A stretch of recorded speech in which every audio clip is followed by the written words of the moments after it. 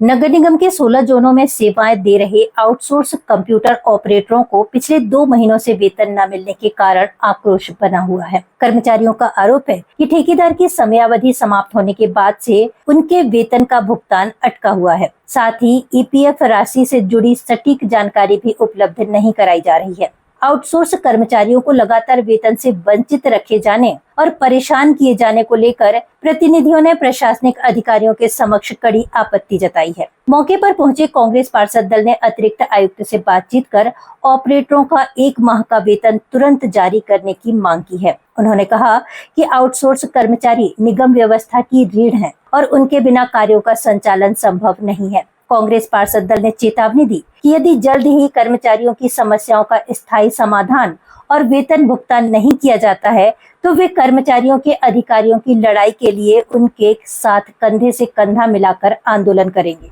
हम लोग को जानकारी लगी यहाँ कंप्यूटर ऑपरेटर जो पूरे नगर निगम के 16 जोनों में आम जनता की सेवा में तत्पर रहते हैं, उनकी शिकायत आई है कि उनको लगभग 2 माह का वेतन नहीं मिल रहा है। नगर निगम में बार बार ये शिकायतें आ रही हैं कि आउटसोर्स कर्मचारियों को परेशान किया जाता है, उनको कई माह वहाँ का वेतन से वंचित रखा जाता है।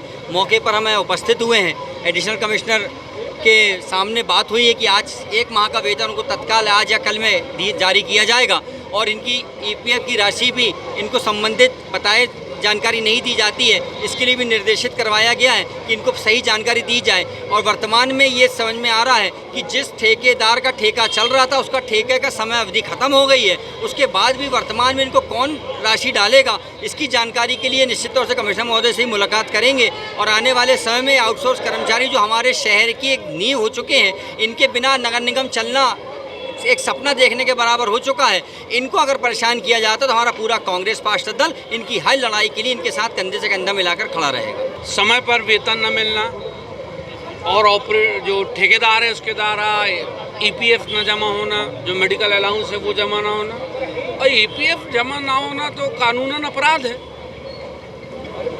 आज सभी ऑपरेटर के साथ खड़े होकर यहाँ हमने बात रखी है। माननीय आयुक्त महोदय के नाम एक पत्र अपर आयुक्त महोदय को दिया है कि अगस्त की 5 तारीख तक आप रुके हुए 2 माह का वेतन पूर्ण दें, ईपीएफ जमा हो, मेडिकल अलाउंस जमा हो, और यदि ये नहीं होता तो कर्मचारियों में रोष व्याप्त है। निश्चित तौर पर इसका स्वरूप यहाँ दिखाई देगा।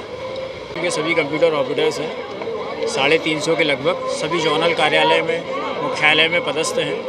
विगत 6 माह से ये निरंतर रूप से देखा जा रहा है कि निगम प्रशासन हमारी तनख्वाह हम लोग को देता नहीं, समय पे नहीं देता, और छुट्टी के एवज में भी तनख्वाह हम लोग की काट ली जाती है। काफ़ी परेशानी, काफ़ी समस्याओं का समाधान हम लोग को चाहिए। ये समस्याएं जो आ रही हैं इससे हम लोग को छुटकारा चाहिए। जैसे सरकारी लोगों की तनख्वाह 2 तारीख निश्चित रूप से दी जाती है, तो हमारे भी तनख्वाह का एक टाइम पीरियड बना दिया जाए कि 10 तारीख या 12 तारीख या 15 तारीख तक हमारी तनख्वाह हम लोग को दे दी जाए। ईपीएफ ईसीआईसी का जो पैसा है वो नियमित रूप से इसमें डलता रहे, क्योंकि उसमें इंटरेस्ट मिलता है। आप इकट्ठा पैसा डालते हैं तो हमारा इंटरेस्ट भी मारा जाता है। छुट्टियों में जो हम लोग वर्किंग कर रहे हैं उसका भी प्रावधान बनाया जाए। अगर हमारी छुट्टियों का पैसा काटा जा रहा है तो छुट्टियों में जो हम लोग काम कर रहे हैं तो कम से कम वो पैसा उसमें एडजस्ट किया जाए। एक वर्किंग डे हम लोग का भी बना दिया जाए। जैसे 24 दिन की कार्यप्रणाली चलती है तो हमारी भी 24 दिन की कार्यप्रणाली बना दी जाए। बस मैं सरकार से, नगर निगम अधिकारियों से यही विनती करूँगा। सैलरी इनको वेतन नहीं हो पाया जून मंथ का, केवल 1 महीने का पेंडिंग था, तो अभी हमने उनका आवेदन दिया हुआ है। कॉन्ट्रैक्टर से देखते हैं कि उसने किस कारण से इनका पेमेंट नहीं किया है।